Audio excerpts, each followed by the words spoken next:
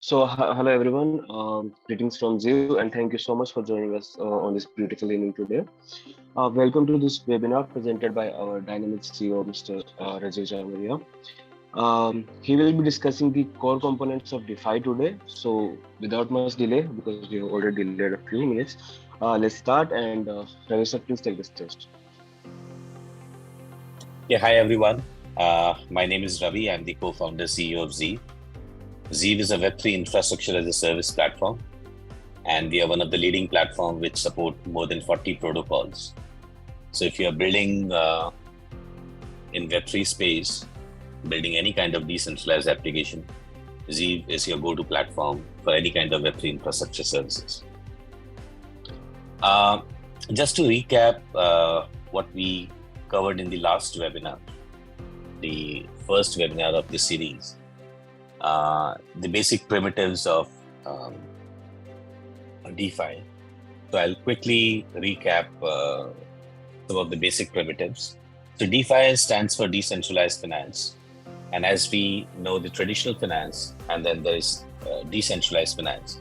The traditional finance is where we have been used to finance using banks and various other organizations, maybe capital markets for investments, or lending organizations for any kind of lending instruments. So these are centralized organizations where there's a centralized entity which takes the custody of the funds and the various processes, and there may be regulatory bodies who are regulating them. Vis-a-vis that, DeFi is something distinctly different. Then DeFi, as the name suggests, is decentralized finance where there's no central entity. So there are a set of smart contracts which allow you to participate in various financial products, whether it be deposits, whether it be investments, whether it be loans, and the overall regulation also is within the smart contracts. And how DeFi came into place, what are the primitives of that? First, of course, is the blockchain technology itself. And when we say blockchain technology, we talk about blockchain protocols. Initially, the DeFi started on the Ethereum ecosystem, and today we see most of the EVM-based blockchains or EVM-compatible blockchains are leading in terms of DeFi.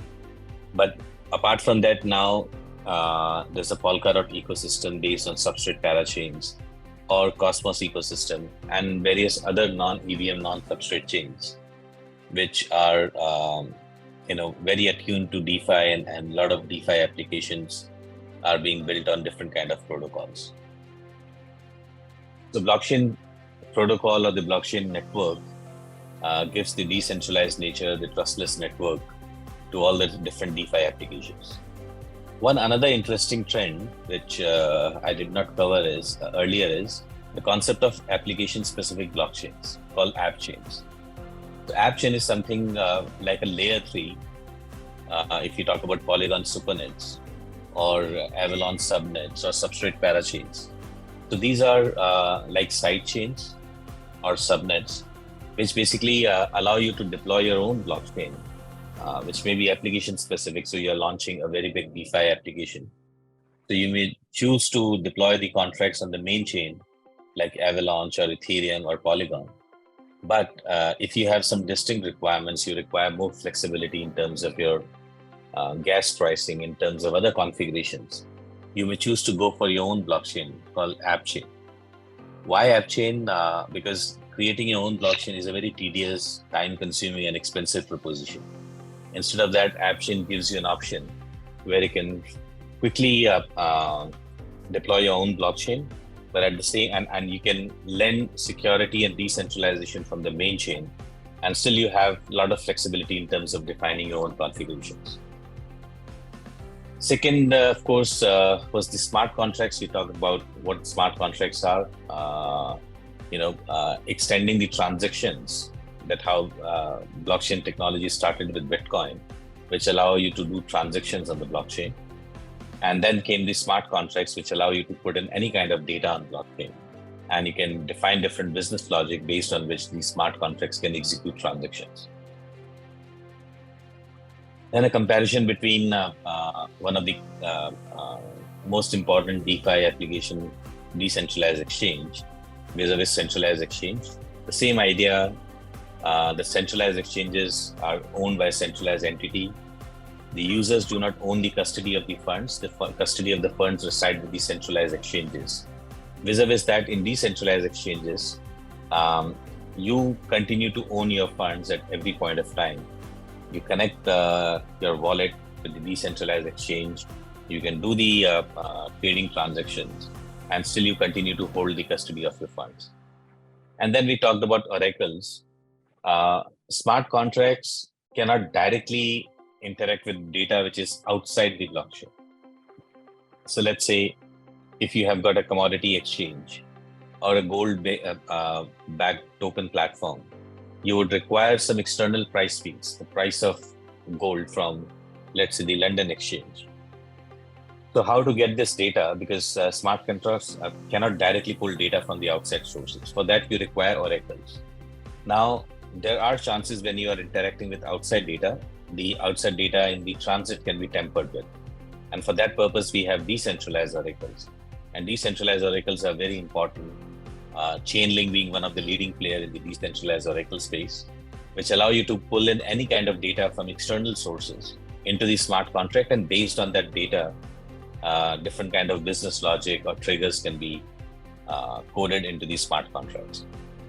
Now we are going to extend in this webinar, we are going to extend with other core components of a DeFi ecosystem, especially if we talk about, let's say, different tokens, different set of transactions like swapping or incentives or vesting.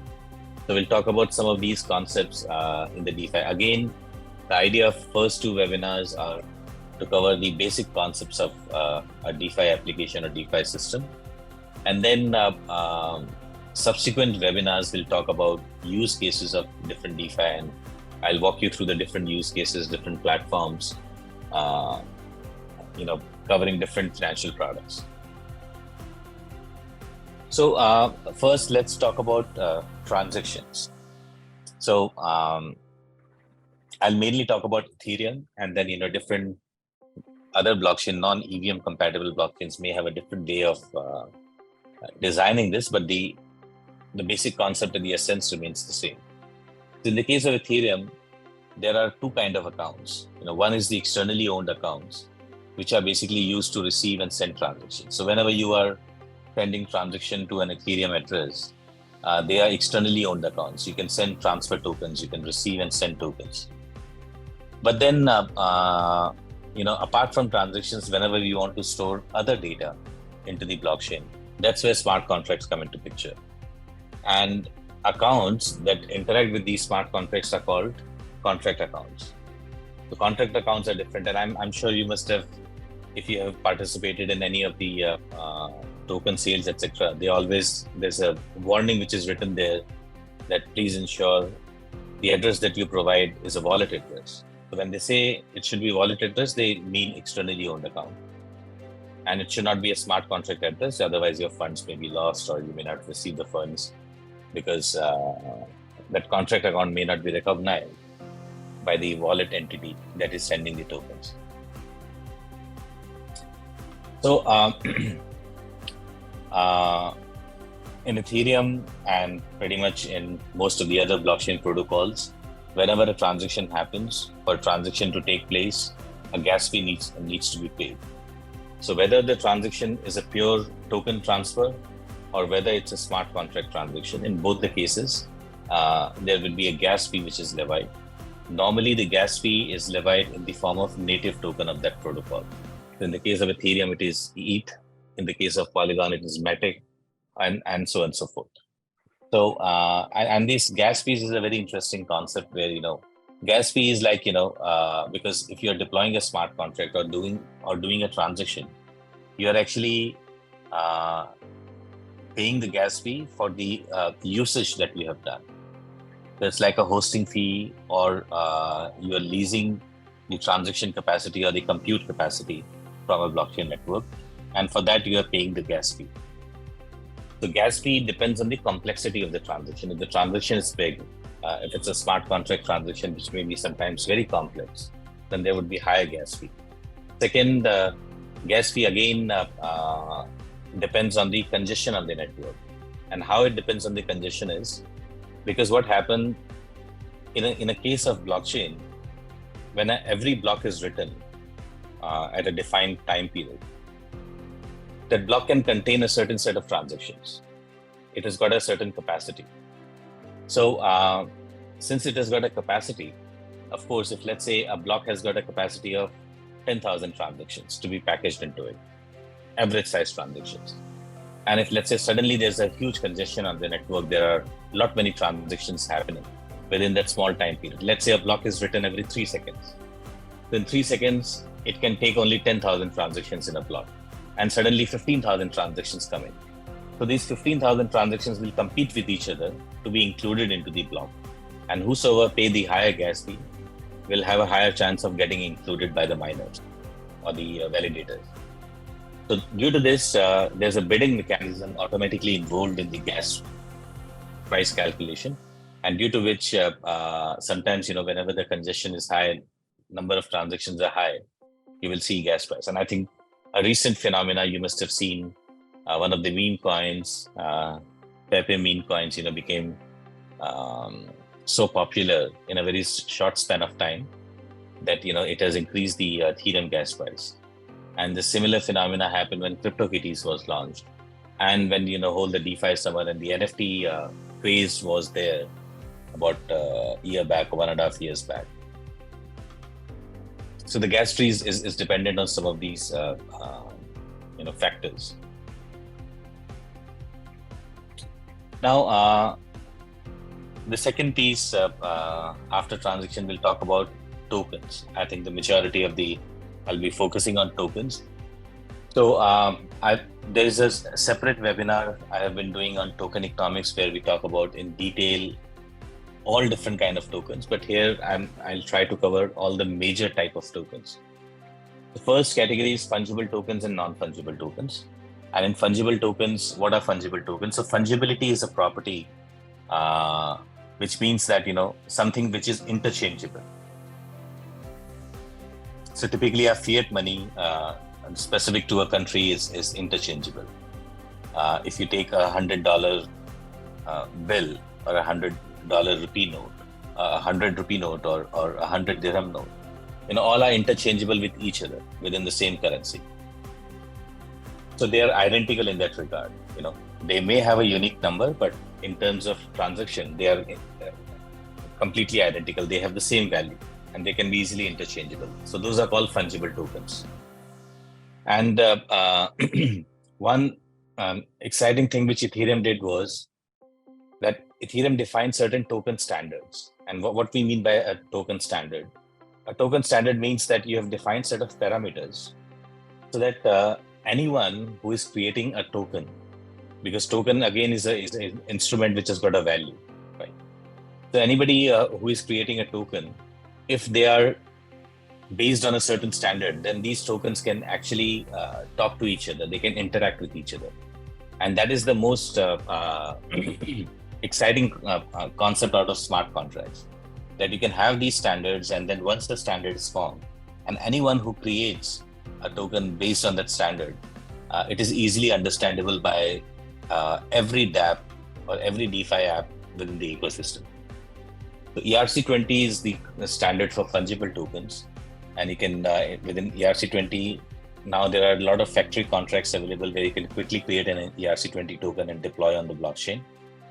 And you can define different token economics part to the, like how many tokens would be there, whether it's a fixed supply, whether it's unlimited supply, whether you have an option to freeze a certain wallet where no transactions could be done. So there are various pieces that you can define while deploying your own ERC20 contract. And once you deploy an ERC20 contract, you have got a ERC20 token, which is fungible in nature. So there are three different kind of tokens which use the ERC20 standard. One is the utility token that I think we are very familiar about. most of the protocol native tokens that we interact with, whether it be AVAX for Avalanche or Ethereum, ETH for Ethereum, or Matic for Polygon, these are all utility tokens. And then, we have equity tokens, which are backed by equity or securities of an organization. And third, we have governance tokens, which are backed by voting rights. So I'll give further details about these. And sometimes, there are tokens which may have multiple roles. So one token may be having a utility, but also provide you additional governance into the blockchain. So what are equity tokens? Equity tokens where, the tokens represent an underlying asset. The underlying asset may be, again, a pool of assets or pool of another tokens. It may be equity, it may be shareholding, it may be something of value. So it is always, and on top of it, there's a token which we call an equity token. Securities, security token again is a type where it is backed by the security or the equity of an organization. So, for example, you must be aware of, let's say, liquidity provider tokens, the LP tokens, when you interact with a protocol like Aave or Compound. So when you deposit one Ether, you can take a loan of, let's say, 100 XYZ tokens. Then this again is an equity token. And the exchange rate is depends on the demand and supply, whatever is, and smart contracts are open in that regard. So the pricing depends on that, or the exchange rate depends on that. And so equity token now can be expanded to other asset-backed tokens. Like, the asset may be a physical asset or maybe a digital asset. And once you have secured the underlying asset, the tokens that you form on top of it are equity tokens. So most of the equity tokens are defined as ERC20 standard. There are some different kind of assets like real estate, etc., which may be unique in property, where you use non-fungible assets or non-fungible tokens. Utility token, as I mentioned, most of the native blockchain tokens that you see are utility tokens because they provide a certain utility. Now, utility may be like in the case of Ethereum, you use ETH to pay for the gas fee. So that again is a utility. You are using that token to achieve a certain activity within the platform. So it is giving you some utility that you can use. Similarly, a utility token may be for any other purposes. So they are called equity utility tokens. Then, within fungible tokens, governance token is one common, and this the number of governance tokens that you see today are increasing as more and more organizations, dApps and DeFi organizations are forming a DAO-based structure. So what are governance tokens? They again are backed by assets, but not typical assets. It's mostly voting rights. So when you have a governance token of an organization, that means you have a right to vote within that protocol. That voting rights may be, encompassing all the rights of an organization, or maybe some certain specific set of rights. So for example, Uniswap, when it came up with the V3 smart contract, it was open up to all the token holders, governance token holders, and they could vote on the proposal whether they want to make this V3 open source or not. And then, the token holders decided that it should be closed for a certain period of time, and only after a certain period of time it will be open sourced in the market. So governance token is a very powerful concept. And when you talk about decentralized autonomous organizations, they are again, the central theme is they are powered by governance tokens, and all the token holders have got a power within or say within the matters or transactions or processes or decisions of an organization. Some of the examples being like if you see any of the Uniswap or Aave or Compound, any of the most popular DeFi protocols, they are all governed by having a governance token. So these were the three types of fungible tokens. Now coming to non-fungible tokens. Non-fungible tokens or NFT tokens, as I mentioned, they represent a non-fungibility, something unique, something which is not interchangeable. So they are non-fungible tokens. It can be a creative piece of art. It can be something unique like domain name. It can be a piece of music or video. So these are non-fungible tokens, which are basically representing a non-fungible asset. And the token standard, which is used for NFTs, is ERC 721, which is the most common standard. But apart from that, there are other standards like 1155, and then few other standards have been formed, which are like semi-fungible tokens, etc. So when you want to create an NFT, now there are various platforms like OpenSea or Rarible or Unicus, where you can go. You can simply use a form-based interface. You can put in the metadata. You can define the asset details, and you can create an NFT token, and you can mint an NFT, and then there are secondary markets where you can sell these NFTs. And each NFT is backed by a uniqueness and an underlying asset. You may be tokenizing a digital artwork or a domain name or a music, etc. You can create these tokens, and these are easily transferable to other people. So again, using a standard means then they are easily understood by different kind of wallets, which supports EVM tokens. And now today we are talking about interoperability, where token which has been created on one chain can be transferred to another chain altogether. So since all different EVM compatible chains follow the same token standards, they understand, and the interoperability can happen. So so that was about the tokens. Now we come to custody. So custody or escrow is again a very standard term in the traditional finance. Now, in the case of blockchain and smart contracts, it is completely transformed. So today, in traditional finance, how custody happens? So there are escrow agencies. It may be a bank. It may be a third-party financial institutions, which is operating like an escrow agency. And you can escrow funds there, and based on certain parameters or triggers, the fund transaction can take place, where the escrow agency is the intermediary, and they ensure that a certain trigger has happened, a certain set of conditions have been met, and based on that, the certain transactions need to take place. So your third party is involved into creating an escrow kind of transactions. If you've used platform eBay, so eBay, what used to do was that on eBay, anyone could sell second-hand items, and sometimes it used to happen that when people used to sell these items, the kind of images or description they used to put on, and the actual item could have been very different. So that's why the whole concept was that the buyer is going to pay for the item, but that item will be kept with eBay as an escrow.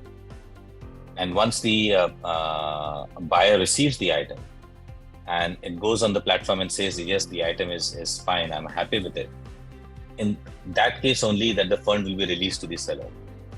So where eBay as a platform was acting as escrow. Now in the case of DeFi, escrow smart contracts are very important. If you see most of the DeFi apps that you see on the lending side or decentralized exchanges rely on escrow contracts. So these are custody contracts or escrow contracts which hold the tokens, and those tokens can be withdrawn based on certain rules. Otherwise, they cannot be moved. And it is completely driven by smart contract. There's no intermediary that enables it. So take an example of token swap that happens in the decentralized exchange. You want to buy USDT using your Ether. So you go to the DeFi platform, you enter the trade that you want to do, it will show you the rates, and then you commit. So automatically Ether will be taken from your wallet, and USDT will be given to your wallet. If by any chance, due to any reason, the USDT is not being given or cannot be given to you, your Ethereum automatically will go back into your wallet from the escrow contract. So the DEX contract, which is enabling this transaction, is acting like an escrow contract, which is taking custody of your Ether and ensures that you get USDT in return based on the rates which are defined. if you do not get this, there's any reason, then you will get your ether back. So that's again in the case of whenever you provide liquidity, you are doing any yield farming, or you are providing liquidity to a lending protocol like Aave.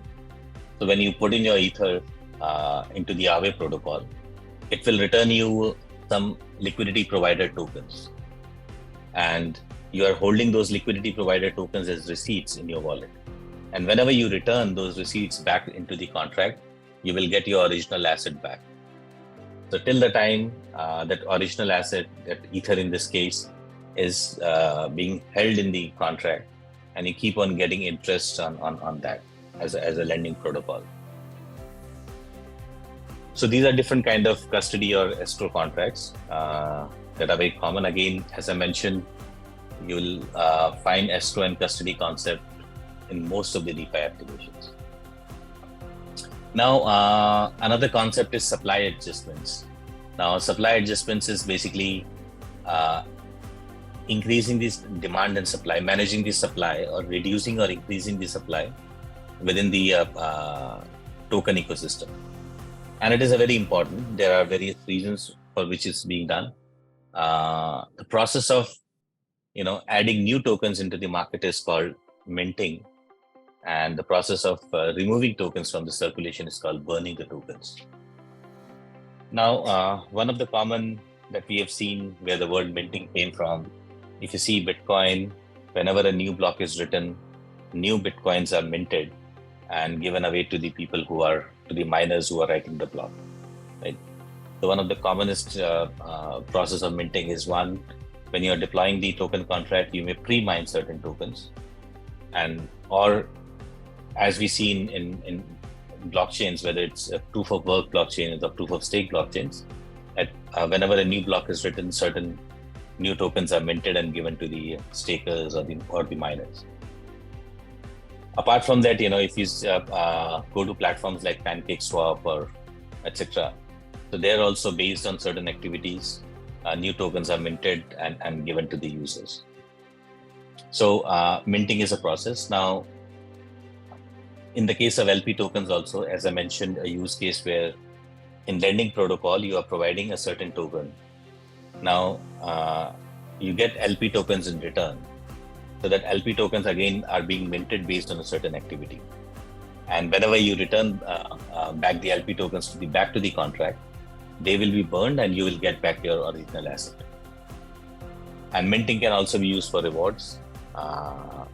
Like for example, in the case of Rarible, based on they have some staking rewards. So based on or incentive where based on your activity, if you're doing buy and sell transactions, you're doing minting on the Rarible NFT marketplace, you will get some rewards which are being minted every week. So by minting, we are increasing the tokens in circulation. The second process is burning. So burning is exactly the reverse, where you burn the tokens. And there are various methods of burning a token. One is to send a token to an address which is unowned address. It does not have any private key. And then there are the other functions also, smart contract functions, which can again permanently burn a token. So when you burn a token, it cannot be reused and it completely goes out of circulation. So burning token is again one, you're removing tokens from the circulation. So of course, it creates a deflationary impact into the token economics. So it is deflationary in nature. Redemption is one. As I mentioned, if you go back, give back your LP tokens into a lending protocol, they are going to be burned and you will get your asset back. So various use cases, a very important concept that you will see.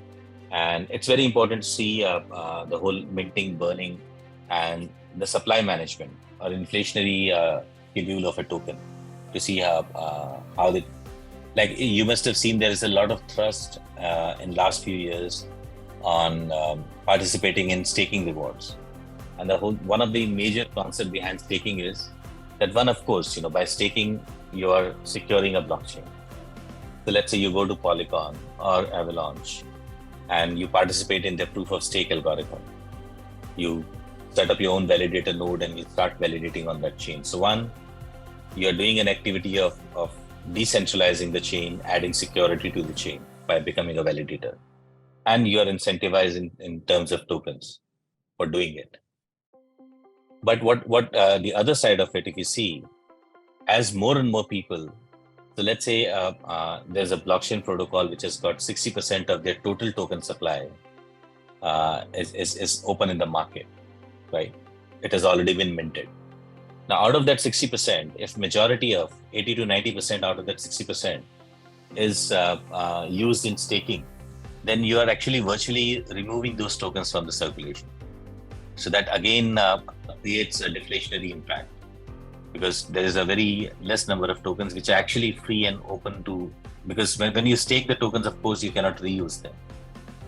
So so they are locked for a certain period of time. So till that time, the free tokens which can participate in any kind of transaction becomes limited.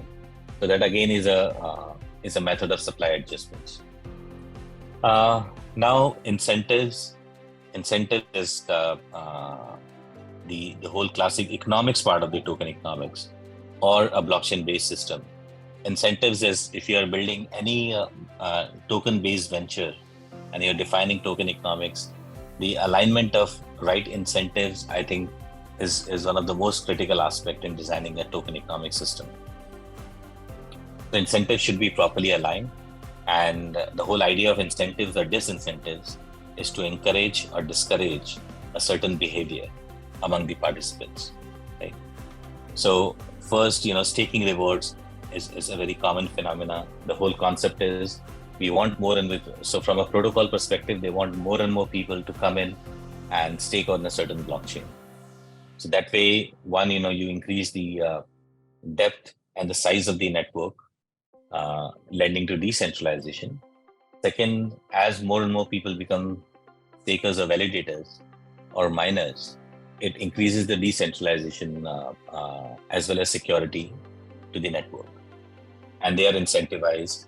Until unless there's a clear incentive structure which makes sense, you will find that lesser people. So you will find in some blockchains there are lesser validators who are interested in validating, because either there's no liquidity of the token or the incentives are not properly aligned.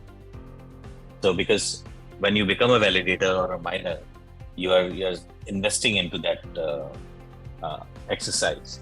And of course, if the returns that you get is not more than the expenses that you have put in, of course, that incentive is not aligned with the users.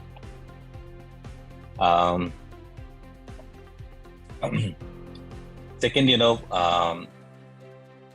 if you in the case of some lending protocols, when you provide liquidity, so you're given LP tokens, and the liquidity that you have provided, you earn certain interest on that. Now, interest may be in the form of that whenever a transaction happens and a transaction fee is charged by the platform, a portion of the transaction fee will be given to the LP provider, liquidity providers. So that again becomes like an incentive, due to which more and more people put in funds into this liquidity pools, whether it be for lending purposes, whether it be decentralized exchange. So again, there needs to be clear incentives. And it's not just the interest or the part of the transaction fee. Now we have concept where, you have yield farming. In yield farming, you take these LP tokens and you can make good use of those LP tokens to earn more rewards and tokens. And then there's a concept of liquid staking, where again, as I mentioned earlier, that when you stake your tokens into a validator node or validator pool, your tokens are locked, the tokens that you have staked. But if you use a liquid staking, it's very much like LP token. You get a token in return. So let's say you put in Matic, so you get Matic X in return, and you can take this Matic X and then make further use of it to make more money. That is the concept of liquid staking. So again, and why these incentives are there in the case of liquidity, because all these platforms operate. If they have a liquidity, you would be able to run a decentralized exchange or a lending protocol. Until there's sufficient liquidity, you would not be able to generate or fulfill the demand and supply in the market. So, but if you want to build liquidity, of course, the users who are providing the liquidity needs to be incentivized properly. Then, as I mentioned, there may be rewards for usage of the platform. So, Rarible being one a classic example, where they kept a certain percentage of their total token supply to be given to all the early adopters, people who are doing a lot of transactions on the platform. So that is incentivizing for usage of the platform. The more usage you do of the platform, of course, the value of platform will go up, the revenue of platform will go up. So, and you are being incentivized to do that. So a lot of platforms or protocols, they use incentive as a mechanism to bring in users and do more and more transactions on the platform. Now let's talk about swaps. So swap is basically you exchange one token with another token. And idea when we are talking about decentralized finance, so we are talking about a non-custodial swap where no intermediaries involved. Decentralized exchange, and in fact, in the lending protocols, you normally see swapping, and swapping can be a part of various other kind of applications also. So in a decentralized exchange, typically what happens is, so I'm not talking about the order book matching, but automated market makers. There are token pairs within a decentralized liquidity pool. So in a DEX pool, let's say on one side, there are liquidity providers who are putting in the liquidity into a DEX liquidity pool. And then on the other hand, there are traders. Let's say you as a user would like to buy some USDT using your Ethereum. So you are on the trading side. And when you do this transaction, it's not that there is somebody else on the other side who is fulfilling this order, who is giving you USDT. So it's not peer-to-peer transaction. Typically that initially the whole concept of order book matching came in. In this case, there's a liquidity pool where liquidity providers are putting in funds. So there's a lot of Ethereum, there's a lot of USDT in pairs within that pool. And whenever a trader comes and want to do an exchange, they are actually using this liquidity to have the transaction take place. And then, same when you talk about a lending protocol, again, you can provide liquidity, you get LP tokens in return. Sometimes you want to take a loan, a collateralized loan, or so you put in Ether, you get 60% of USDT value.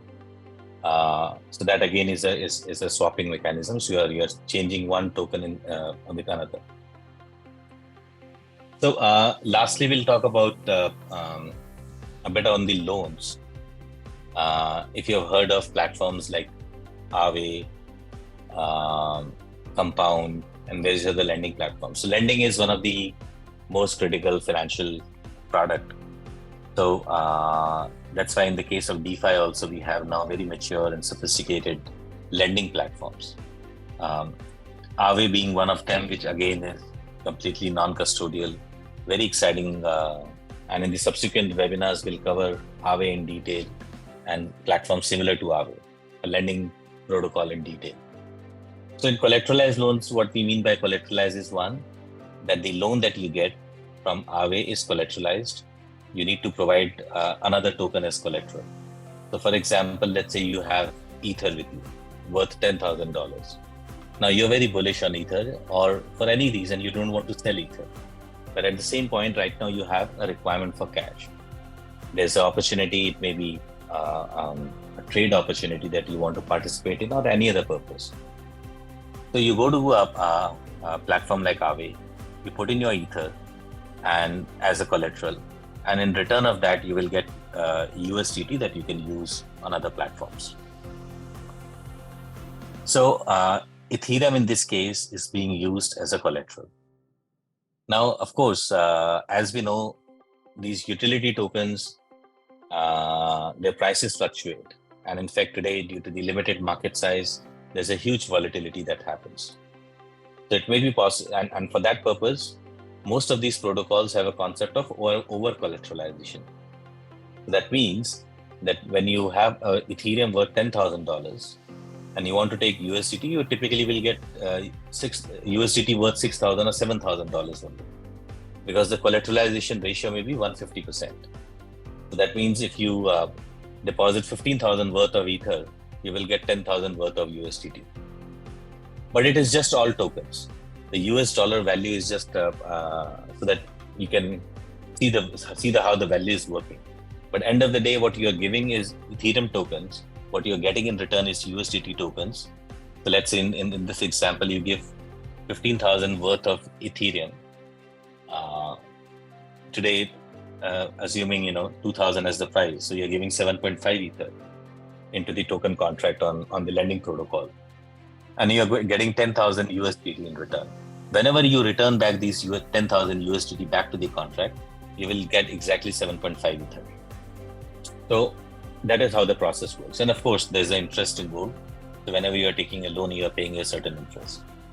Now, what happens if the value of Ether goes down, even if you have covered such a large over-collateralization? So in that case, the user has a chance that they can put in more Ether so that the collateralization ratio is maintained. If not, then there are third-party liquidity liquidators who can liquidate your position and recover whatever is the difference out of that. So this is how typically a collateralized loan works. And a very exciting concept, MakerDAO is one of the largest player. Aave, again, one of the largest player. So this is the concept of collateralized loan. But one thing today, due to this price volatility, the over collateralization is very high, 150%. And if the token is less liquid, so for tokens like Ethereum, etc., collateralization ratio is still decent. But if we talk about tokens which are less liquid, not as popular as Ethereum, the over collateralization ratio may be even more, 180%, 200%, 300%. Lastly, there's one very interesting concept of uncollateralized loans. And uncollateralized loans, it's basically a loan transaction that is composed of multiple steps. And so it's like, let's say you take a certain loan. Let's say I want to take 1,000 USDT as a loan without giving any collateral. And I take that 1,000 USDT loan. I don't withdraw that 1,000 USDT, but there are a set of smart contract transactions. I use this USDT to buy a certain token on a DEX, maybe another token, XYZ. And then, I buy that XYZ and then I sell it on another DEX where I see there's an arbitrage opportunity. I sell that, get my USDT back, and then give the USDT back to the contract. So I started with 0 USDT, took a loan of USDT, did a certain set of transactions using that USDT, and then gave back that USDT. So it's a series of transactions. And the starting position is I start with 0 USDT and I end with 0 USDT. But in the between, I did a set of transactions and made some money out of arbitrage opportunity. So these are called uncollateralized loans, flash loans. And again, very, very exciting concept. This flash loans have been, exploited also in recent times. Some of the hacks have happened owing to flash loans. But it's a very exciting concept, something which is completely unheard or in the traditional finance. So again, flash loans has got quite a few use cases. It is being used in a lot of DeFi, especially lending platforms. And then a quick about vesting period. What is vesting of tokens? So vesting is a process which is a very common process in the traditional finance, where we say that a token is vested means a token has been locked for a certain period of time and it will be released based on certain concepts. So it may be a time-based release that, token is vested and will be released, equally over 1 year on a monthly basis in 12 installments. Or it may be trigger-based, So sometimes says that, okay, whenever a mainnet is going to be launched, then these tokens will be released. So vesting is a process where, you lock the tokens and then you release them over a period of time based on either time-based or trigger-based. So, and it's very common if you have participated in any of the initial token sales, etc. You'll typically see in the token economics how the token structure is, how the vesting happens. Because take an example, like, whenever somebody launches a new token in the market and they get some early investors who participate in the token sales and buy those tokens in the pre-sales, you want them to hold those tokens for a certain period of time, because it should not happen that as soon as the token is listed on an exchange, the early pre-sale buyers can dump those tokens. It will immediately create an inflationary impact and crash the price of the token. A lot of these pump and dump schemes happen in the market, which is very detrimental, very harmful to the retail investors. So vesting becomes very important, so that any pre-sale investor who is getting the token at a lesser price, those tokens will be locked for a certain period of time and will be released, maybe locked for, let's say, 1 year or 2 years or 36 months, and will be released small amount every month. Similarly, the founding team, which again has got a substantial number of tokens, they are vested over 3 years, 4 years, as has been the norm in traditional finance also.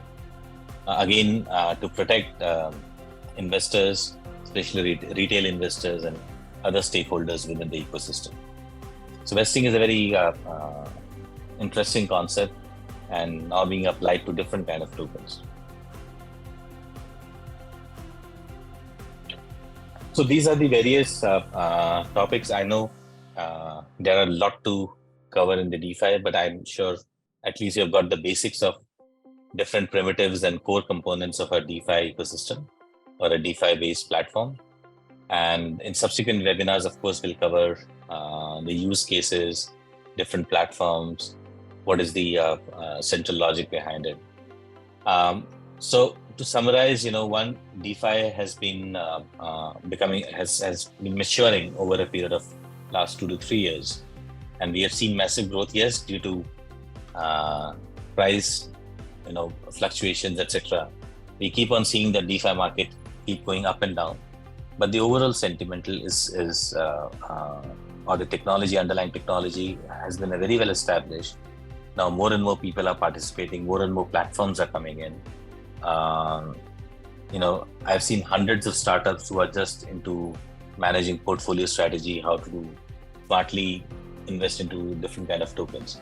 And with FTX kind of scenarios, we have seen that centralized exchanges or centralized wallets, custodial wallets, do have their own limitations. Yes, they do provide a lot of convenience. They have been very helpful and instrumental in bringing more and more users into the Web3 ecosystem. But at the same time, they have some downsides also, that your token assets, your valuable assets are again at risk. So we are going to see more and more growth in the DeFi space, where you own the custody of your assets. The kind of transactions which mortgages typically taking 2 weeks to 4 weeks to 2 months in the traditional finance, you can have these kind of transactions which you will start seeing happening, where you can do the transactions immediately online in near real time. So it's something very amazing. It's very magical. But yes, technology continues to mature. There are quite a few challenges, whether it be smart contract hacks, whether it be liquidity concerns, and then what happened with Terra Luna, how the whole economic model of algorithmic stablecoins could be exploited. So yes, so these are some early times where newer financial products, they have been exploited, they have been mismanaged, etc. But as more and more discipline is coming, more and more learning coming, we continue to see massive growth in the DeFi space. So with that, I complete this webinar, but do hook up for subsequent webinars where now so these were the basic concepts of the DeFi ecosystem, but now we'll get deeper into different use cases, and with use cases, some of the leading platforms, etc. So there are certain questions. What are some popular DeFi platforms or protocols in the market? So as I mentioned, in terms of blockchains, most of the blockchains are now eyeing DeFi along with gaming and metaverse. They are majorly targeting this. In terms of popular platforms, if you talk about decentralized exchange, we have Uniswap, SushiSwap, largely on Ethereum ecosystem. We have PancakeSwap on Binance ecosystem. And then there are now DEXs across all different protocols. Then we have lending protocols like Aave, Compound. Then we have, decentralized insurance, where we have platforms like Nexus Mutual. If you talk about infrastructure, Zeeve is one of the leading players where we provide decentralized infrastructure. And then, there's an app called InstaDApp, which provides you, design different workflows of different set of transactions on the smart contracts and also manage portfolios. So these are some of the common, and then there are more categories in the asset management and few other areas within the DeFi space.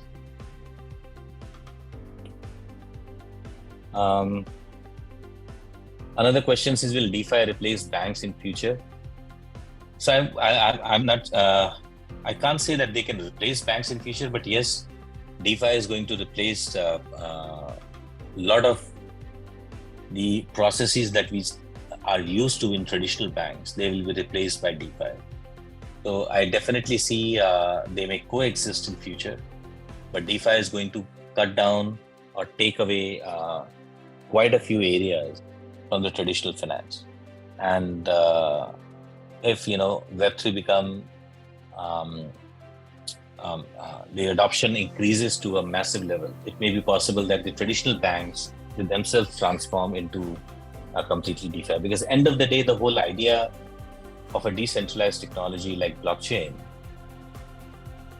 it's not to say that you're removing intermediary. It is to say that you're increasing efficiency in a transaction, and by increasing efficiency, if a certain intermediary or a certain role an intermediary is playing that does not provide any value in the transaction, then that should be removed. So I would say any intermediary which is not providing value to a process will be removed. Yeah, so if anyone has got any question, do connect us on LinkedIn, Telegram. You can connect different Zeeve channels. Zeeve is very active on different social channels. You can connect with me on Telegram, Twitter, or LinkedIn. If you have any questions, you can always connect us and we would be very happy to answer. If you are building anything in blockchain, do connect with us. We can help you take care of your Web3 infrastructure, give you a lot of guidance on how to design the next innovative application that you are building. With that, keep smiling, keep building, and have a good night or good day based on whichever part of the world you are from. Thank you.